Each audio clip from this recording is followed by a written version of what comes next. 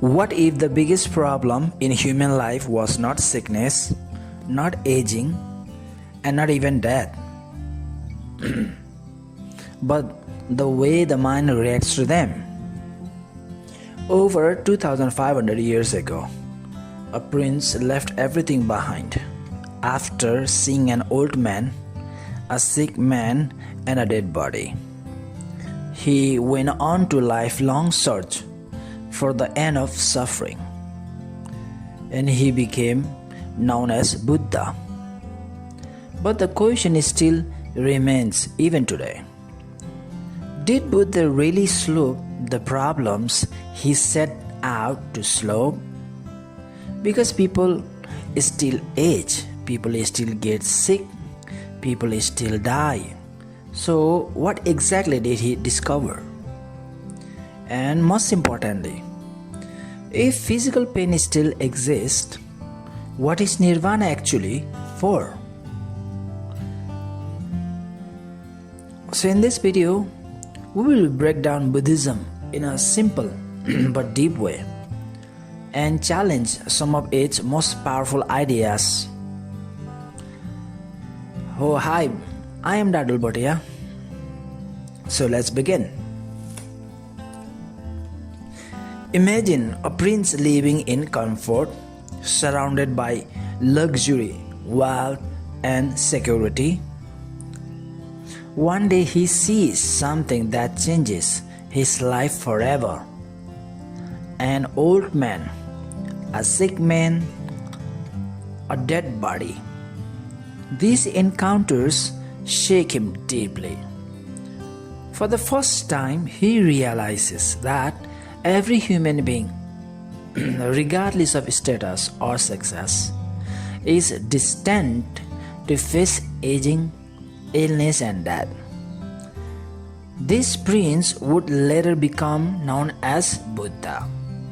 But an important question often goes unasked. If old age, sickness, and death inspire his search, did he actually solve those problems? Let's think carefully. Did Buddha discover a way to stop aging?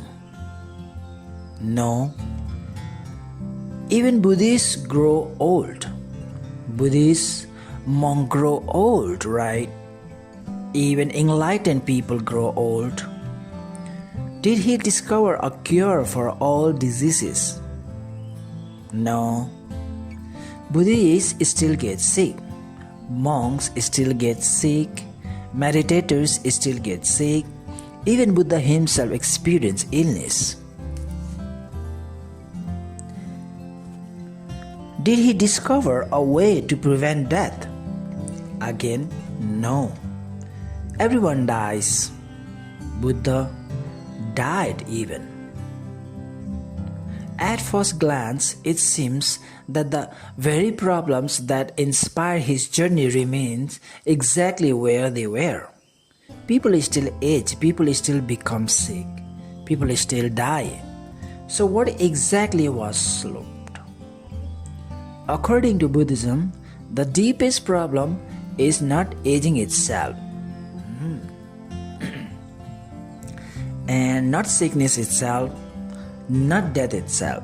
The deepest problem is suffering. More specifically, mental suffering,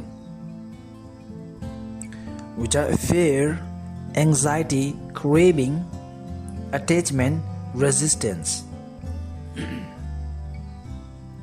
According to Buddhism, these are the true roots of human misery. Therefore, Buddha's solution was not aimed primarily at changing the body. It was aimed at changing the mind. This solution is known as nirvana. Nirvana is often described as liberation from craving, attachment, and ignorance. It is not a cure for disease. It is not physical immortality. It is not eternal youth. Instead, it is freedom from the mental causes of suffering. This sounds profound, but it also raises an important question. If physical pain remains, how much has really been solved? To explore this question, consider a thought experiment. Imagine a person who attains nirvana at the age of 10. And according to Buddhism, this person has achieved liberation. Craving is gone, attachment is gone, mental suffering has ended. Now imagine that shortly afterward, this person develops a severe form of cancer. The disease causes intense physical pain. The person lives for another 80 years. For those 80 years, the body experiences pain every single day. Now, what should be concluded? Has the problem been solved, or has only part of the problem been solved? The Buddhist answer would be that although physical pain remains, mental suffering does not. The person experiences pain, but does not experience fear, craving, despair, or attachment. Many people find this answer meaningful, and at the same time, others are not convinced. A critic may ask, if the body still suffers intensely for decades, what practical difference does nirvana make? Right? This leads to another thoughtful experiment. Imagine two individuals. The first person has cancer but feels no physical pain because he has paralysis. This person is wise, emotionally matured, and capable of managing thoughts and emotions effectively. The second person has attained nirvana but experiences all the physical pain caused by cancer. Both individuals lived for 80 years. Now, which life is better? There is no universally accepted answer. The answer depends on what is valued most.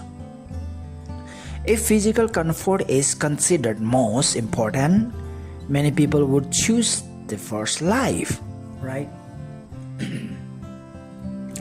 After all, physical suffering can be overwhelming. If freedom from attachment and mental suffering is considered most important, Buddhism would choose the second life. This reveals a deeper philosophical disagreement. What matters more, physical pain or mental suffering? The answer is not obvious. Different traditions answer differently. Different people answer differently. What would most people choose, right? Most likely, many people would choose less physical pain. Physical pain is one of the most immediate and powerful experiences human beings can have. A person may tolerate many difficulties, but severe pain often dominates attention and experience. This is why medicine has always been so important. Human beings have spent thousands of years searching for ways to reduce physical suffering. From herbs and traditional remedies to modern surgery and advanced painkillers, innermost effort has gone into reducing bodily pain. Interestingly, science offers another perspective on this discussion. Researchers have found that meditations and mental training can influence how pain is experienced. People trained in meditation sometimes report less suffering from pain. However, this does not mean the physical injury disappears. It does not mean that disease vanishes. It does not mean severe pain becomes pleasant. Instead, it means the experience of pain can sometimes change. Why? Because pain is not produced by the body alone. The body sends signals. The brain interprets those signals. Fear can amplify pain. Stress can amplify pain. Anxiety can amplify pain even. Calmness can sometimes reduce the intensity of suffering associated with pain. This raises another question. Is it the mind doing this, or is it the brain? Scientists generally answer that it is the brain. Scientists can observe electrical activity in neurons. They can measure changes in brain activity during pain, meditation, sleep, and consciousness. Yet there is still a mystery. Although scientists know there is a strong connection between brain activity and mental experience, they do not fully understand how consciousness itself arises. The relationship between mind and brain remains one of the greatest unanswered questions in science and philosophy. Still, one thing is clear: modern medicine can often reduce physical pain directly. Like anesthesia can eliminate pain during surgery. Painkillers can reduce suffering.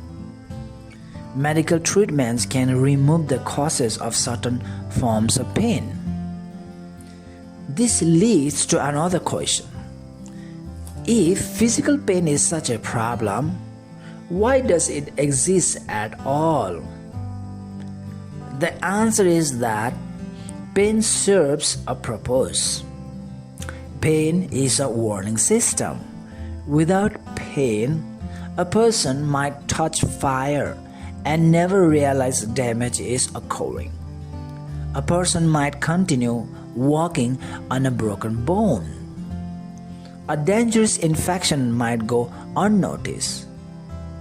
So pain protects life. But if pain has a purpose, what about fear? Fear also protects life. Fear warns about danger. And what about anger? Anger can help defend boundaries and respond to threats. And what about attachment? Because attachment helps parents care for children. Attachment helps families and friends exist. And what about desire? Desire motivates survival, achievement, and creativity, right?